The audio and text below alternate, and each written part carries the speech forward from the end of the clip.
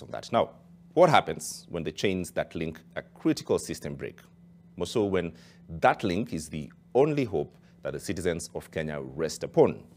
Tonight, in the first installment of an exclusive series on broken government services, we show what happens when the load of responsibility is transferred to the ordinary mwananchi, tracking the road of broken promises in the healthcare, national identity cards, pensioners, among other key sectors. Now, in part one, we focus on the backlog in the issuance of passports, which has seen mammoth lines sprout out at Nyayo House, contradicting the statement by Cabinet Secretary at the helm of this essential service, Professor Kithure Kindiki, that passports would be issued within 10 days after the physical submission of forms.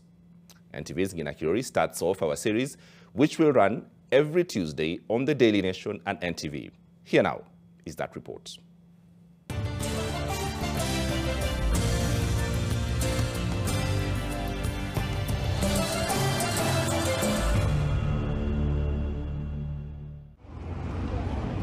Believe it or not, this is a line of people waiting to get into Nyayo House to know the status of their passport application.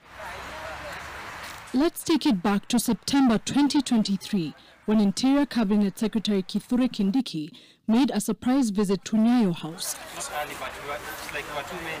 Little did many of the Kenyans know that the wait was about to be characterized by longer waits and even lengthier lines, snaking their way against what before was the car park of Nyayo House.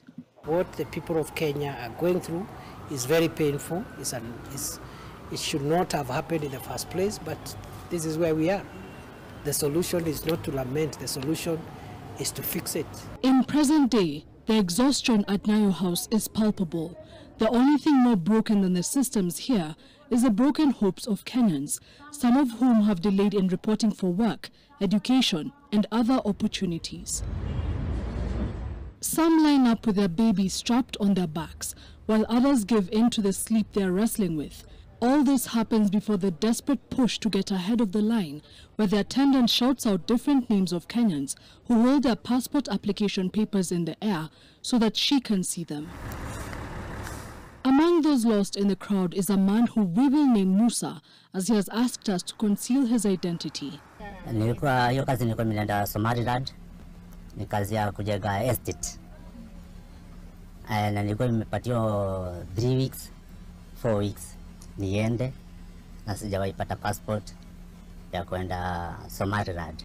Despite the approved stamp that streaks the receipt that Musa received as proof that he had completed his passport application, he still continues to join the line of tired Kenyans waiting to receive the document after almost 1 year. Hata kwenda kuangalia passport sometime ninakosa fare. Minatembea mguu mpaka Nyayo House, hata minarudi mguu mpaka hapa pipeline. Miguu sijapata kazi zingine, nila tu ya kupata siku moja siku mbili ile ya kuhustle. It has become among the most coveted documents owing to how evasive it is to get it.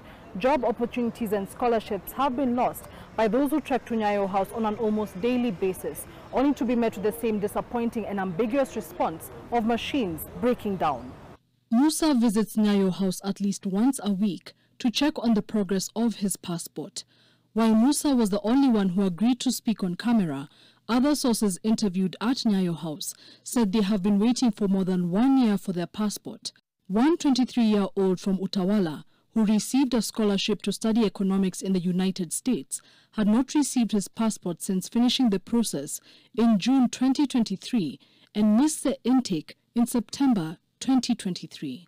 When questioned about the delays in the issuance of passports, the Ministry of Interior and National Administration, through the Office of the Director General Evelyn Cheluget, stated that from November last year, the Directorate of Immigration Services has experienced a surge in the number of passport applications due to labor export policy, academics, and diaspora cases during the festive season in December.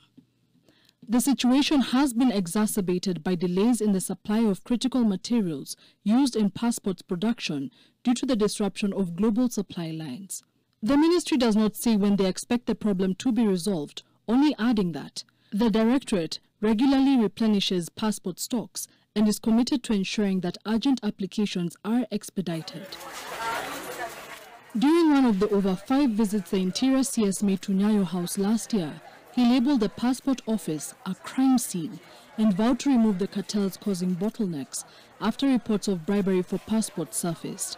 Some Kenyans have had to pay as much as 60,000 shillings in bribes to avoid missing travel deadlines.